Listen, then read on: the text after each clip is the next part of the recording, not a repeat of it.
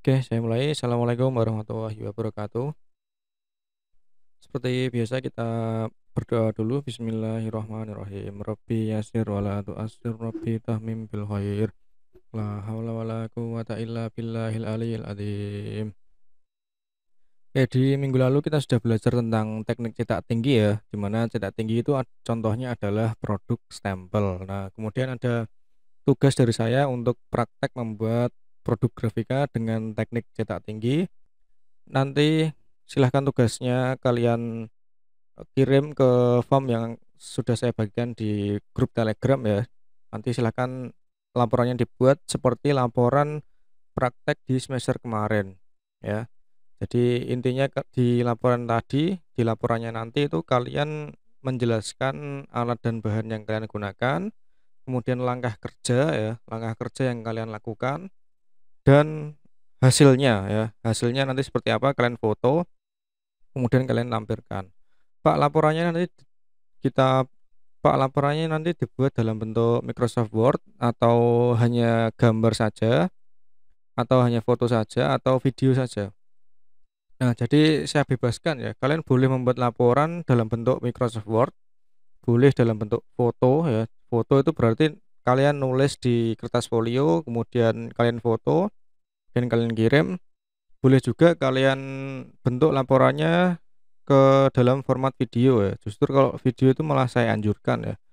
Silakan dibuat dalam format video, misalnya ada yang suka TikTokan ya, silahkan saya perbolehkan membuat laporan dalam bentuk video dalam kemasan TikTok misalnya. Nah, tapi tetap di dalam video tadi kalian tetap harus menjelaskan alat dan bahan yang kalian gunakan, langkah kerja dan hasilnya gitu. Silahkan nanti kalau sudah selesai dikirim ke form yang sudah saya bagikan ke grup Telegram. Kemudian hari ini saya lanjutkan materi tentang teknik cetak yang berikutnya, yaitu cetak dalam namanya. Nah, kalau cetak dalam ya, bedanya dengan cetak tinggi di minggu yang lalu. Kalau cetak tinggi ya, kalau cetak tinggi kan kemarin kan contohnya stempel. Jadi stempel itu pewarnanya menempel ke permukaan yang paling tinggi pada acuan cetak.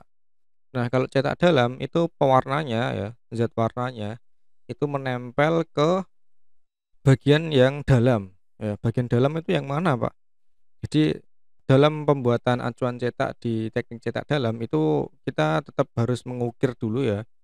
Mengukir misalnya acuan cetaknya itu terbuat dari kayu misalnya. Nah, jadi kayunya itu kita ukir dulu.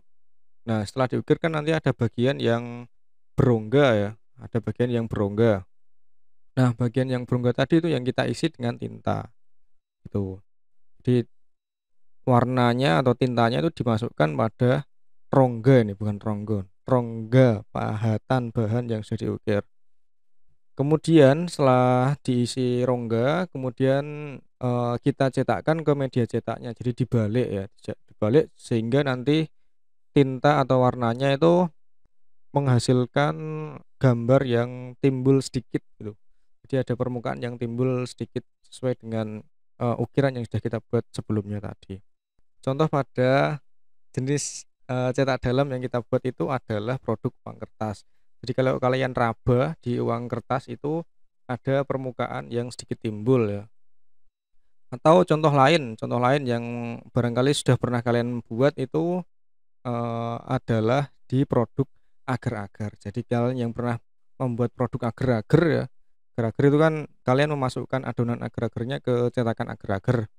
Kemudian agar-agarnya kalian balik ya, kalian dinginkan dulu ding. Kalian dinginkan ke kulkas. Kemudian setelah membeku kalian balik ya. Nah, itu namanya salah satu contoh produk grafika dengan teknik cetak dalam. Jadi warnanya atau tintanya itu masuk ke bagian yang paling dalam. Nah, yang berikutnya adalah cetak datar. Nah, kalau cetak datar ya, namanya saja cetak datar. Nah, berarti acuan cetaknya itu berupa permukaan yang datar. Nah, permukaan datar itu apa? Permukaan datar itu jadi kita nggak perlu mengukir-ngukir lagi seperti di teknik cetak tinggi dan cetak dalam ya. Kalau cetak datar itu kita nggak perlu mengukir lagi.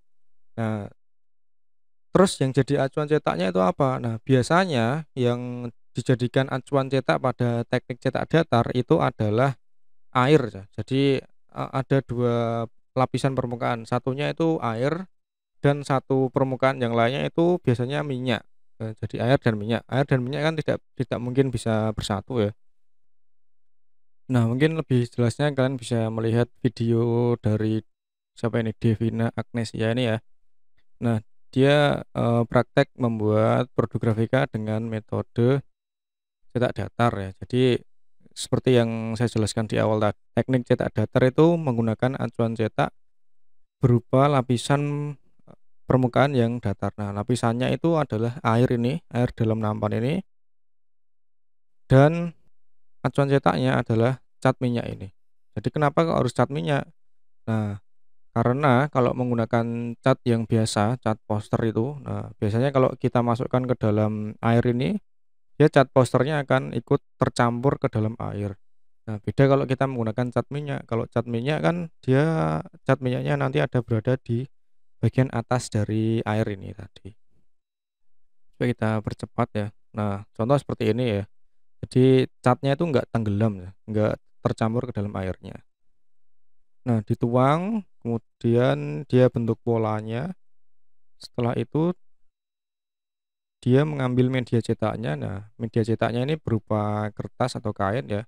Kemudian ditempelkan ke bagian atas dari cat tadi. Gitu. Nah, ini namanya teknik cetak datar ya.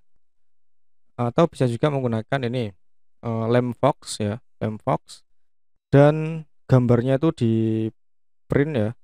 Gambarnya di-print. Nah, ini gambarnya ya, di-print kemudian ditempelkan ke atas dari lem fox. Nah, setelah itu di bagian atas gambarnya ini, nah nanti dituang dengan menggunakan minyak ya. Jadi kembali lagi menggunakan minyak.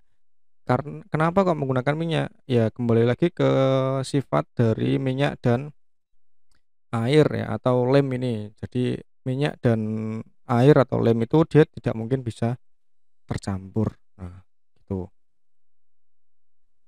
Nah, ini dia dioles menggunakan minyak sampai bagian kertasnya ini dia terkelupas.